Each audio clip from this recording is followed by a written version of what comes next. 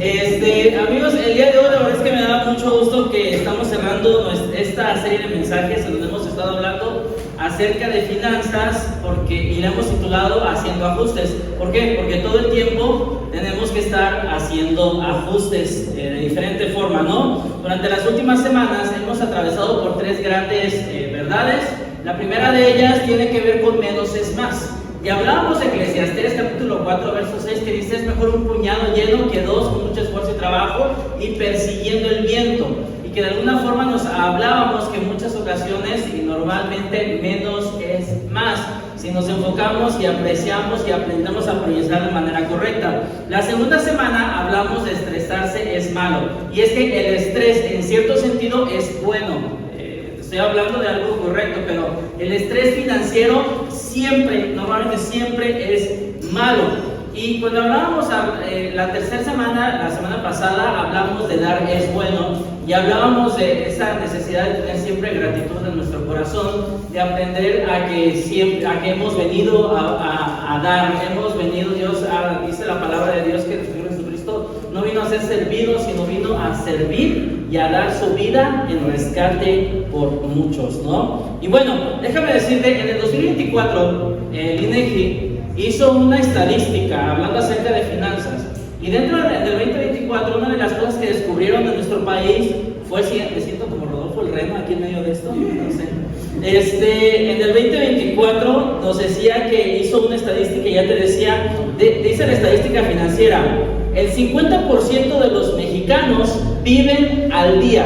Escucha, el 50% de los mexicanos viven al día, es decir, llegan a final de mes y apenas alcanzan a que ya llegue el sueldo, ¿no? Que ya llegue la quincena, que ya llegue cuando me van a depositar, no sé. Pero otra de las cosas que también descubrieron en esta estadística es que más del 30% de los mexicanos viven sin ningún tipo de ahorro, ni afore, ni algún tema en particular, ni algo que de alguna forma ellos estén presupuestando para ahorrar. Ellos dicen que el 30%, por lo menos un poquito más del 30% de los mexicanos no tienen ningún tipo de ahorro. Ahora, cuando le preguntaban a estas personas del 30%, este grupo del 30%, les preguntaban que por qué no ahorraban, ellos decían, porque no les alcanzaba para ahorrar.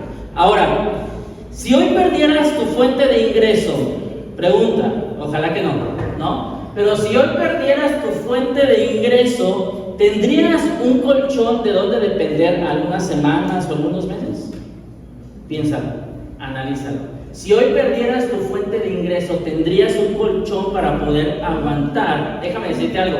Aunque la palabra de Dios, aunque la Biblia no es un manual financiero o un manual de economía, dentro de ella encontramos mucha sabiduría práctica que nos ayuda a poder ponerla, obviamente, en práctica para poderla poner a cargo o someter nuestras finanzas a cargo de estos principios y que hacia la larga nos van a ayudar. Dentro de la Biblia encontramos la mejor manera de manejar y de manejar el dinero, de poder dar, de poder trabajar, de poder ahorrar, todo a través de una forma en la que podamos honrar a Dios. Y justamente por eso hemos estado hablando acerca de esto, porque es como administrar correctamente de tal forma que sea de bendición para mi vida, pero también una forma a través de la cual yo pueda honrar a Dios.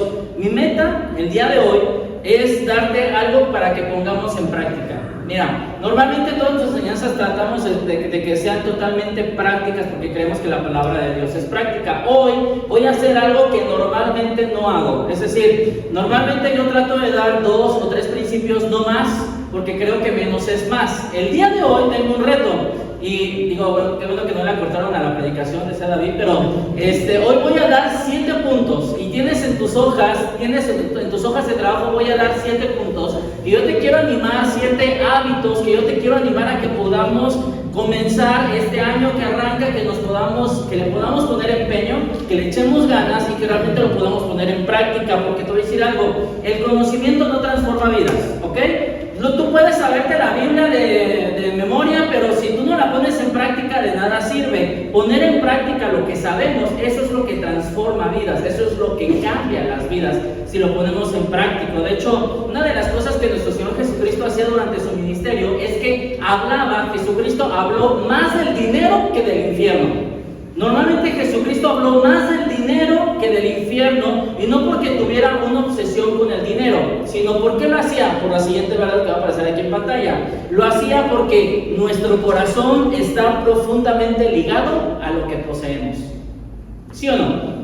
Nuestro corazón está profundamente ligado a lo que poseemos. De hecho, Mateo capítulo 6, verso 21 dice que donde está nuestro tesoro, ahí también estará nuestro corazón. Es muy probable que el tema de vivir al día, familia, el tema de vivir al día es muy probable que no se trate realmente de falta de dinero, sino de falta de sabiduría bíblica en la forma en cómo vivimos. Tal vez hoy tú estás viviendo al día porque tal vez no estamos aplicando lo que la palabra de Dios nos dice y que lo podemos poner en práctica. Proverbios capítulo 21, verso 5, dice de la siguiente forma: los planes bien pensados, ¿y qué más? Y el arduo trabajo, ¿llevan a qué? A la prosperidad, pero los atajos tomados a la carrera conducen a la pobreza. Y un gran mal que tenemos como sociedad es que todo lo queremos ya, ¿no? Incluso en las redes, tú te metes a Mercado, Amazon, hay productos que te los entregan el mismo día, ¿no? Haces tu mandado y te lo entregan el mismo día. Y la verdad es que estamos luchando constantemente, sobre todo más las nuevas generaciones, ya los que estamos, los que somos de los Power Rangers para acá, como que crecimos con esa parte, ¿no? Bueno, yo soy un poquito más atrás de los Power Rangers, pero de alguna forma como que lo queremos todo ya, nos desesperamos y queremos todo a la carrera, y ese es un gran mal que tenemos. Pero ojo, los planes ¿qué? Bien pensados, ¿y qué? Y el arduo trabajo te llevan ¿a qué?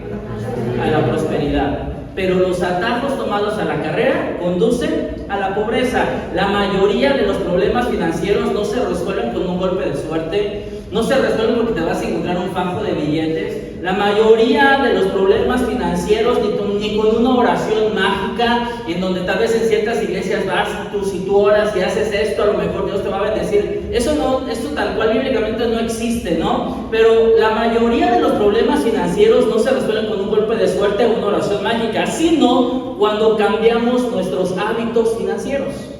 La mayoría de nuestros problemas financieros se van a resolver cuando aprendemos a gestionar de manera sabia y correcta nuestras finanzas y los recursos que Dios nos da. La Biblia, amigos, no es un libro viejo, sino es un manual de vida que Dios nos ha dejado, y en donde encontramos principios eternos, principios atemporales, es decir, que nunca pasan de moda y que siempre son efectivos, siempre funcionan. Ahora, ¿por qué estamos revisando esto? Porque nuestro último tema de esta serie es el mañana importa. Y porque el mañana importa, yo te quiero dar 7 consejos, 7 hábitos que ojalá podamos poner en práctica para este nuevo año y que podamos tener una mejor finanza, una mejor administración de nuestras finanzas. Muy bien, consejo o hábito número 1. Ayúdame a leerlo, por favor. ¿Qué dice?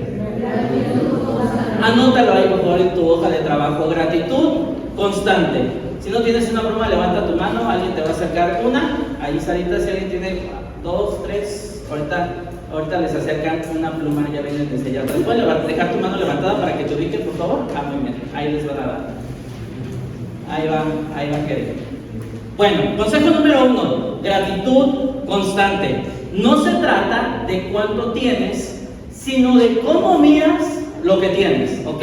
No se trata de cuánto tengo, sino de cómo miro lo que tengo. La primera carta a los Tesalonicenses, capítulo 5, verso 18, dice de la siguiente forma: sean agradecidos ¿en qué? En toda circunstancia, pues esta es la voluntad de Dios para ustedes, los que pertenecen a Cristo Jesús.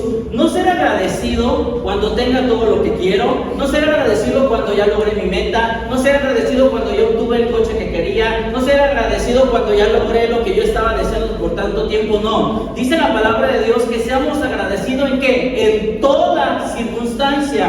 Y no se trata de dar gracias a Dios por el problema, ojo, no se trata de eso, no lo malinterpretemos así. No se trata de dar gracias por, ay Señor, gracias porque me detectaron esto, ay gracias Señor porque tuve un accidente, ay gracias Señor porque perdí el trabajo, gracias, no, lo que está diciendo es que seamos agradecidos porque aún dentro de esa circunstancia Dios sigue siendo Dios. Dios sigue sentado sentado en su trono. Dios sigue siendo soberano. Dios está en control de todas las cosas. Y aún a pesar cuando nosotros no comprendemos lo que está sucediendo, Dios sigue tejiendo su plan en nuestras vidas. A veces duele, yo lo sé, pero a veces tenemos que comprender que a veces nuestro peor dolor, nuestro mayor dolor puede llegar a convertirse en nuestro mayor testimonio, puede llegar a convertirse en algo que Dios puede usar grandemente. Dios sigue estando en su trono, sigue estando presente en nuestras vidas. El problema, ahorita que estamos hablando de finanzas, es que en muchas ocasiones tú y yo vivimos con una mentalidad de carencia. Siempre estamos viendo qué es lo que no tenemos. Siempre estamos comparándonos con alguien más. Siempre estamos, y déjame decirte que la trampa de la comparación es complicada porque siempre va a haber alguien mejor que tú. En alguna circunstancia, en alguna situación, alguien va a tener algo que tú deseas pero que tú no tienes. Y siempre por eso se llama trampa. ¿Por qué? Porque siempre vas a perder en eso. No vivimos déjame decirte una realidad que es triste, pero creo que no vivimos agradecidos, sino apurados.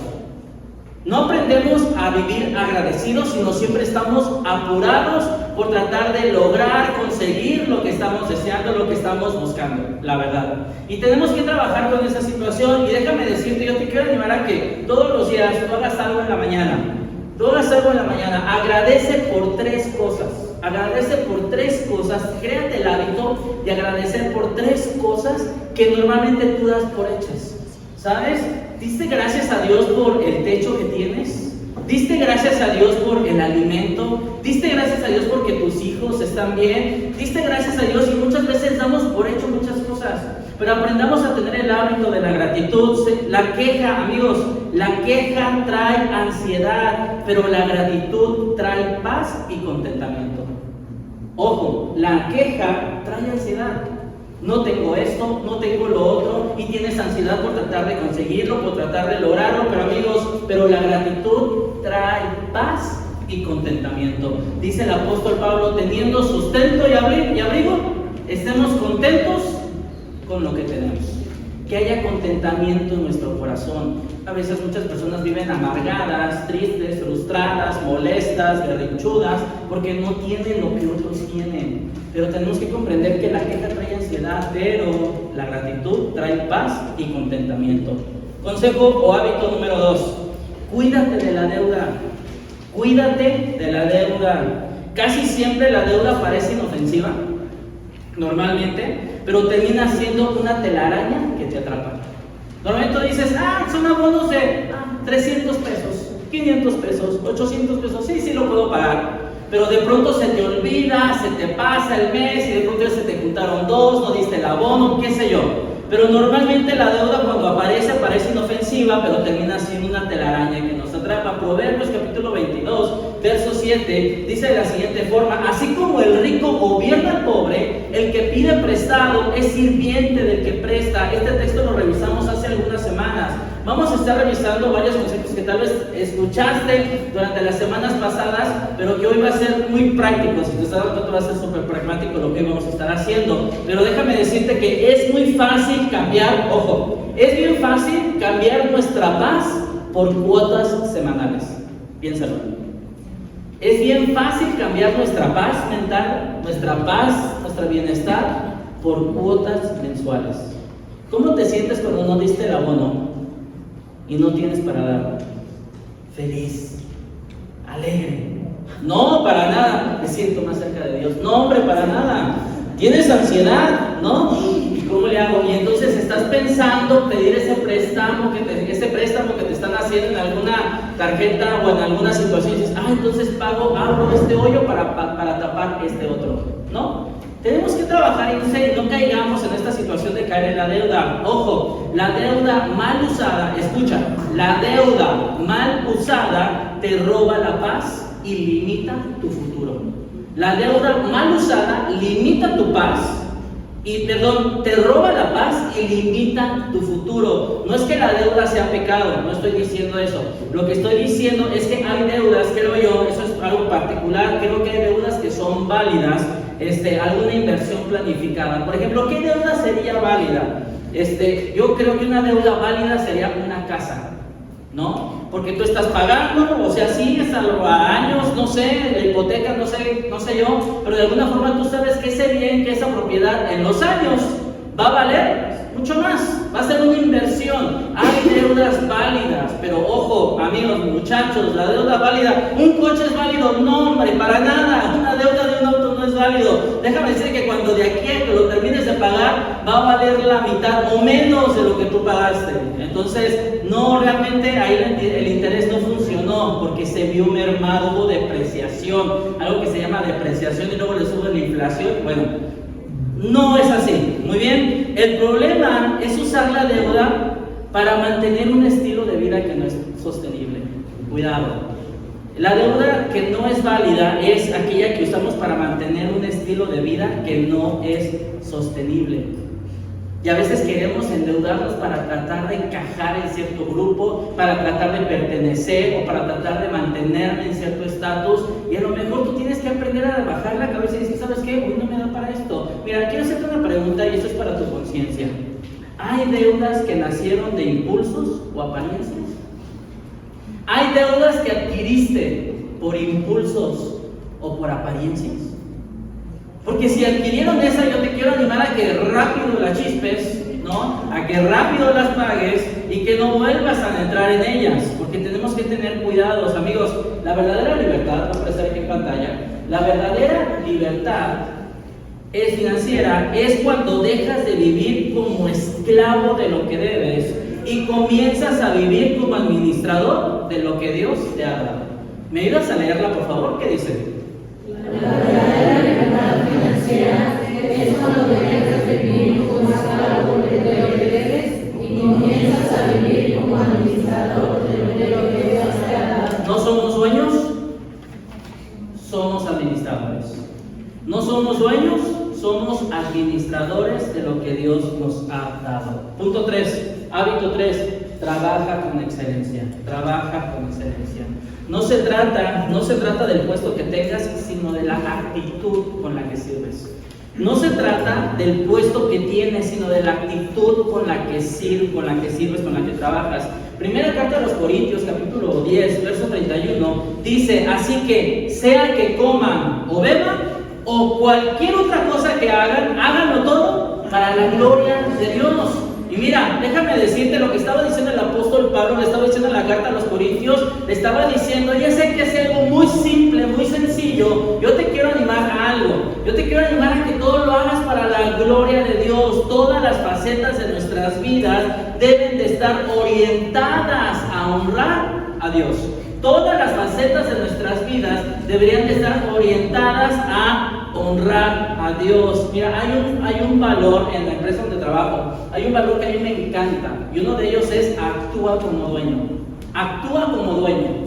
Y esas cosas, creo que esa parte de actuar como dueño es algo que nos debe de ayudar y favorecer. Y los que hoy son aquí empresarios o tienen un negocio, son emprendedores, creo que a ti te encantaría que tus trabajadores, que tus compañeros, que de alguna forma actuaran como dueños, que les doliera cuando algo no está sucediendo, que les duela cuando, ay, esto no sucedió, hay que hacerlo, no, hay que hacerlo de la mejor forma, que no haya tiempo perdido, que no haya desperdicio, que no haya, qué sé yo, hagas lo que hagas, hazlo como si fueras el dueño. Hacer las cosas con excelencia no significa ser perfecto, ojo, son dos cosas diferentes. La excelencia es hacerlo lo mejor que se puede con lo que se tiene. La perfección, perfecto solo Dios. Pero nosotros tenemos que trabajar y hacerlo de la mejor forma, aún cuando parezca muy pequeño y sobre todo cuando nadie te ve. Trabaja con excelencia, aún cuando lo que estás haciendo sea muy pequeño, pero sobre todo cuando nadie te ve. ¿Sabes? Normalmente cuando las personas nos están viendo, ¿a poco no ves al típico trabajador que hasta se apura y le barre más y le talla? ¿Sí o no? A veces hemos estado ahí nosotros, tal vez. Pero cuando nadie te ve, después no lo hagas tan rápido, deja que den las 6, dicen ahí en la planta, ¿no? La verdad es que tenemos que trabajar y tenemos que, sobre todo cuando nadie te ve, tenemos que trabajar con excelencia. ¿Por qué? Por lo siguiente, porque lo que haces en lo oculto se reflejará mañana en lo invisible. Lo que haces en lo oculto se reflejará mañana en lo visible, sea para bien o sea para mal. Todo se va a reflejar. En el Evangelio de Mateo, no viene aquí en la presentación, pero Mateo capítulo 6, verso 4, dice de la siguiente forma: entrega tu ayuda en privado y tu Padre, quien todo lo ve, te recompensará. Y luego el 6, pero tú cuando ores, apártate a solas, cierra la puerta detrás de ti, ora a tu Padre en privado, entonces tu Padre, quien todo lo ve, te recompensará. Y más adelante Jesucristo hablando dice: así nadie se dará cuenta de que estás ayunando, excepto tu Padre, quien sabe lo que haces en privado, y tu Padre, quien todo lo ve, te recompensará. Amigos, este principio es válido absolutamente para todos. Cuando sembramos diligencia y excelencia, segarás confianza y favor. Cuando nosotros aprendemos a sembrar diligencia, ve la hormiga o perezoso que aún ¿no te acuerdas de ese proverbio? Y que de alguna forma él hace justo antes, él previene, él trabaja sin que no teniendo dueño ni capataz, él trabaja. No significa que, amigos, no se trata de que solamente cuando nos veamos podamos aplicar, no, se trata de que trabajemos con excelencia en todo lo que hagamos, porque entonces vamos a cegar confianza y favor. Muchachos, adolescentes, no hasta que tu mamá o tu papá te diga recoge tu cuarto, recógelo, sino de una vez hazlo, porque déjame decirte que sí, hay alguien que todo lo ve, nuestro Señor. Sé que a veces eso desespera. Mira, yo sé que lo que te estoy diciendo a veces desespera. ¿Por qué? Porque yo estoy consciente que el mundo premia el talento, que el mundo premia la sagacidad, que el mundo premia de los que, pues es que como este es amigo y compadre, por eso le dieron el puesto. Créeme, yo lo sé. ¿Eso pasa? Sí pasa. Sí pasa. Pero déjame decirte algo. Dios premia la fidelidad. La excelencia abre puertas que la mediocridad mantiene cerradas. Escúchalo. La excelencia abre puertas que la mediocridad mantiene cerradas. Y cuando tú trabajas con excelencia, no porque te ven, sino porque es como si fuera como para Dios, entonces Dios puede abrir puertas, aun cuando la otra persona tal vez sea compadre, amigo, lo que quieras de la otra persona. Pero Dios puede abrir puertas donde el hombre no lo puede hacer. Pensémoslo, analicémoslo. Hábito 4, actúa con integridad. Actúa con integridad. Proverbios capítulo 11, verso 1 dice: el Señor detesta el uso de las balanzas adulteradas, pero se deleita en las pesas exactas. El Señor detesta el uso de las balanzas adulteradas, pero se deleita en las pesas exactas. Amigos, hacer la vida con integridad, déjame repetirlo, ¿te puede llevar más lento? Sí. Yo sé que hacer las cosas con integridad te puede llevar a hacer las cosas más lentas, tal vez, porque hay un dicho que dice que no tranza. Yo lo sé que si eso pasa, ¿no? Yo sé que sí pasa. Pero déjame decirte algo, hacer la vida con integridad sí te puede llevar y avanzar más lento que otros que hacen trampa, sí, pero déjame decirte que cuando lleguen las tormentas tú vas a estar firme sobre lo que has construido.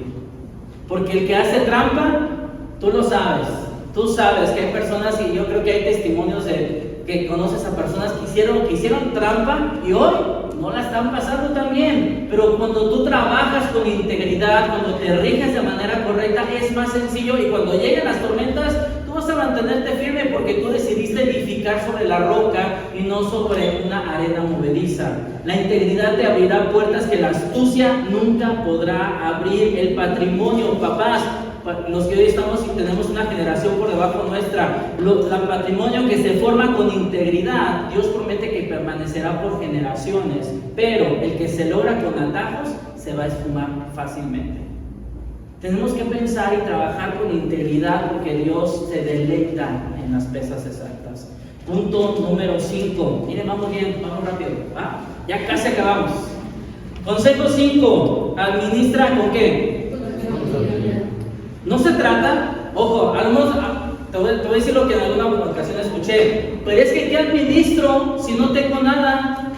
Pero es que ¿qué administro si nunca me sobra? Pero es que ¿qué administro si, mira, no importa si tienes 1,000, 2,000, 10,000, 100,000, 1,000,000, no importa, administralo con sabiduría, porque si no lo administras con sabiduría, tengas 1,000 o 10,000, se te va a ir como agua. ¿Te ha pasado que de pronto te llega un dinero y de pronto no sabes en qué se fue? ¿Sí o no? A todos nos ha pasado, ¿no? Lucas 16:10 es un principio que estuvimos revisando en estas semanas. Ayúdame a leerlo, por favor. ¿Qué dice? Si son fieles en las cosas pequeñas, serán fieles en las grandes. Pero si son desobedientes en las cosas pequeñas, no actuarán con honradez en las responsabilidades más grandes. La semana pasada yo te decía que te daba un testimonio de cómo Dios nos permitió durante una semana vivir con 75 pesos, porque hablábamos de dar y de ser fieles en lo poco. Pero déjame decirte que el plan del testimonio era decir, sí, Dios es fiel, pero también nos enseñaba algo.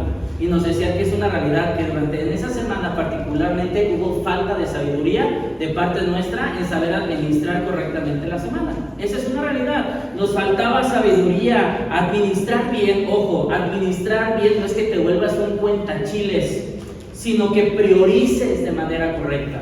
Administrar correctamente significa que no estás contando todo lo que está saliendo, no, sino que priorices, que cubras las primeras necesidades, las primeras prioridades primero.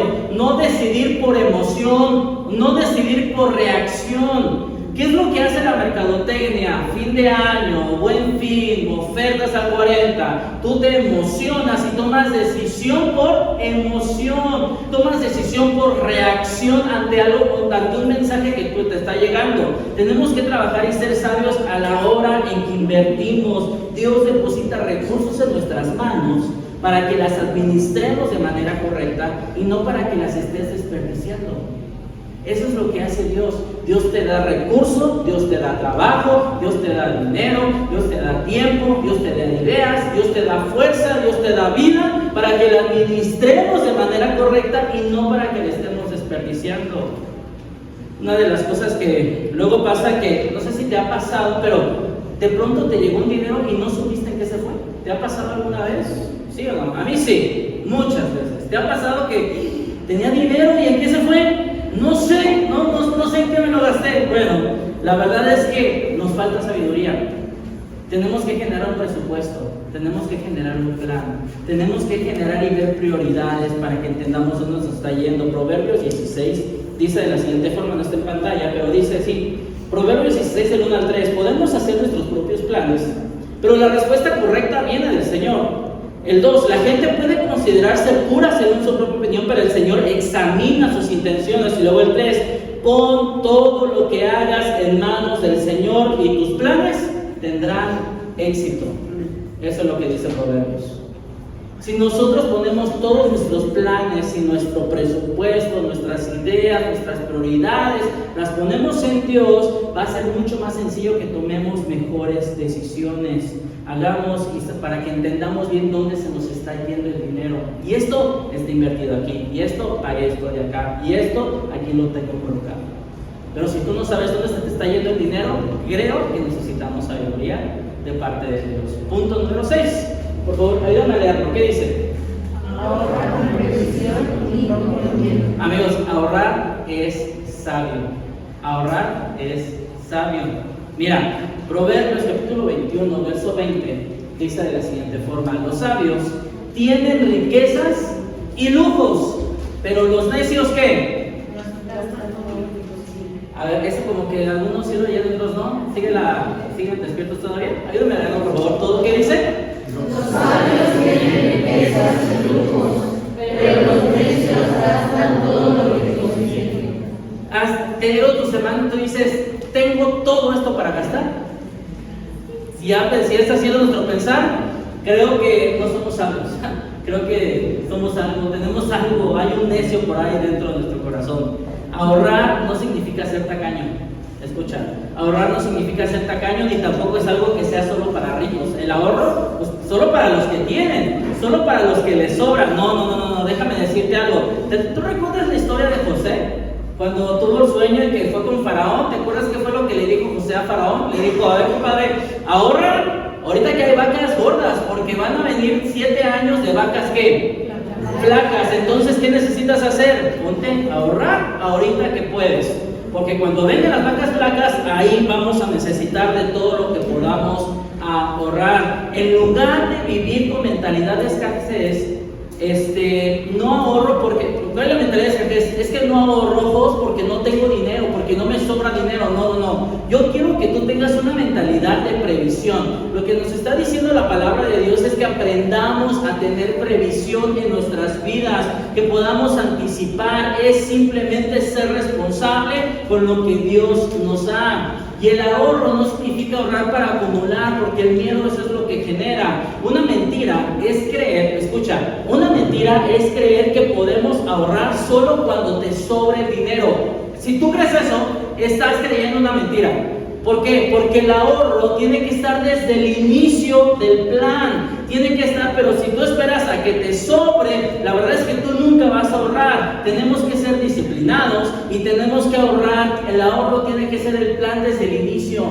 Desde que tú percibes, a lo mejor no te llega todo lo que tú estás esperando, pero aunque sea poco que tú lo puedas ahorrar, es correcto que hagamos eso. Ojo, ahorrar con miedo es ahorrar por desconfianza. Cuando tú ahorras con miedo, decís, tengo desconfianza porque yo no sé si Dios vaya a cumplir, porque yo no sé si Dios me vaya a dar lo necesario. Pero ojo, cuando tú ahorras con previsión, es ahorrar con propósito. ¿Qué es ahorrar con propósito? Ahorrar con miedo es acumular, es encerrar, esto es para mí, esta agua aquí se va a quedar conmigo y tal vez se va a echar a perder, pero no importa porque esto va a ser mío. No, ahorrar con propósito es construir, es que poder estar preparados, es poder tener para ayudar también a otros, es poder tener lo necesario para caminar sin ansiedad, no ansioso por lo que no tengo, sino voy a disfrutar lo que tengo. Eso es ahorrar con previsión, no con miedo, que nosotros podamos aplicar y entender esto.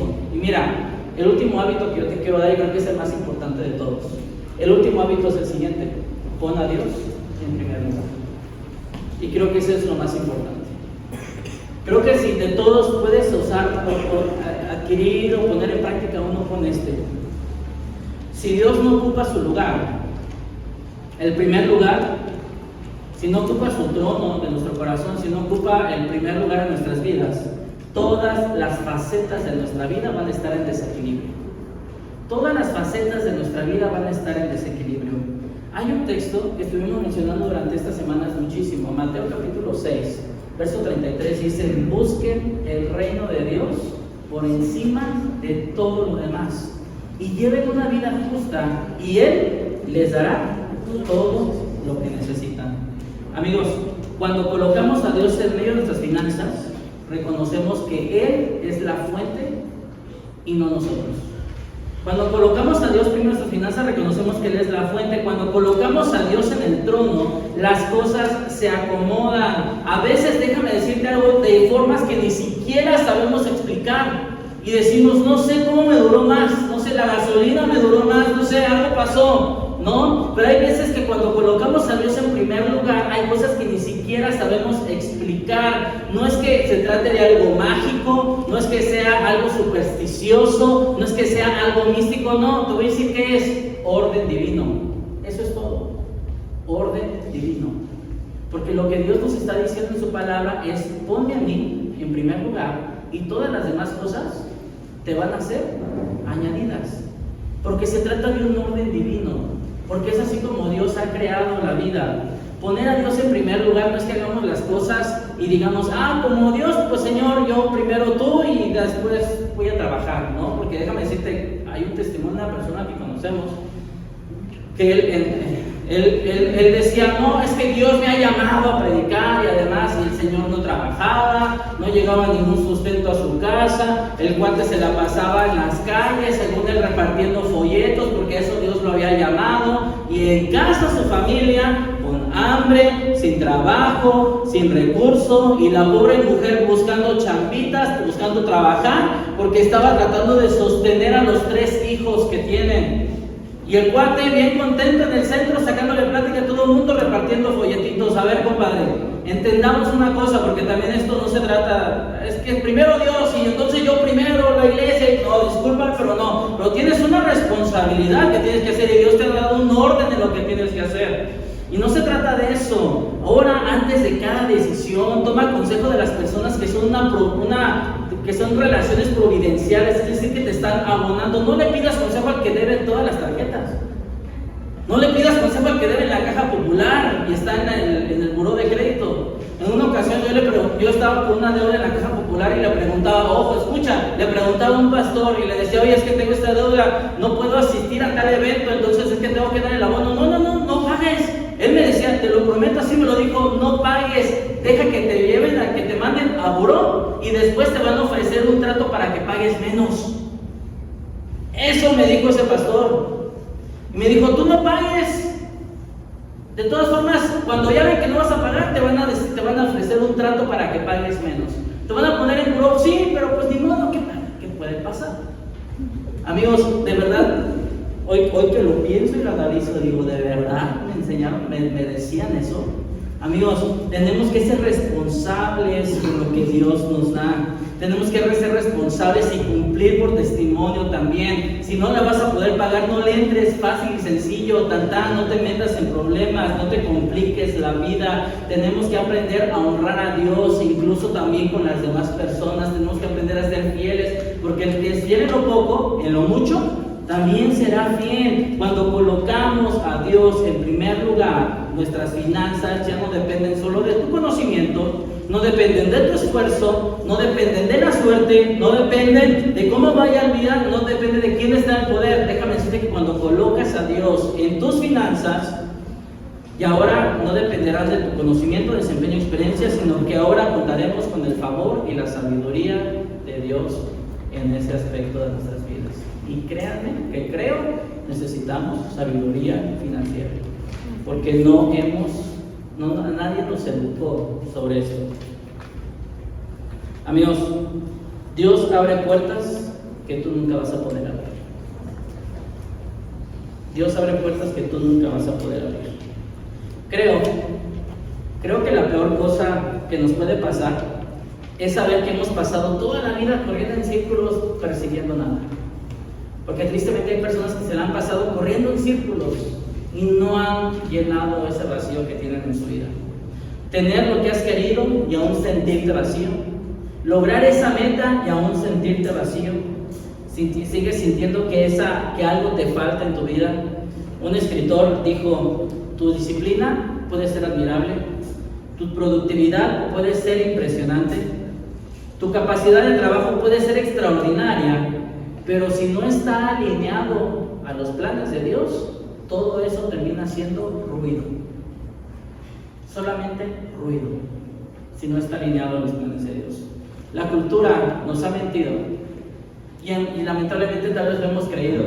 La mentira nos ha mentido porque nos ha dicho que el éxito se mide en números, que el éxito que tú tienes se mide en los ceros que tú tienes en tu cuenta bancaria. Y déjame decirte que cuando llega la noche y que estás solo, ¿qué de eso? ¿Qué queda de eso? O sea, ¿de qué te vale tener toda esa cuenta bancaria si estás solo? ¿De qué te vale que tengas una cuenta abultada si no tienes con quién compartir? ¿De qué te sirve tener tanto dinero para que simplemente el día que tú mueras alguien más se lo quede? La cultura nos ha mentido y creemos que la vida y el éxito se miden en ceros, pero creo que no es así. Creo que la vida se mide de diferente forma. No estamos acá para acumular, sino estamos para dar. No para impresionar, sino para trascender. No estamos acá para competir con el de enfrente. No estás aquí para ver quién tiene más, para ver quién logra más, para ver quién viajes tiene más, para ver quién tiene la mejor cena de Navidad, para ver quién tiene la mejor familia, para ver quién tiene... No estamos aquí para competir. Creo que estamos con un propósito mucho más grande que comenzó antes de que tú nacieras y que va a continuar después de que tú mueras. Y es el propósito de Dios en la vida de su creación. Para eso estamos. Lo que el mundo llama locura, escucha, lo que el mundo llama locura, el cielo lo llama sabiduría. Poner a Dios en primer lugar. Para muchas personas, para el mundo, poner a Dios en primer lugar es una locura. Pero para la eternidad es lo más sabio que podemos hacer.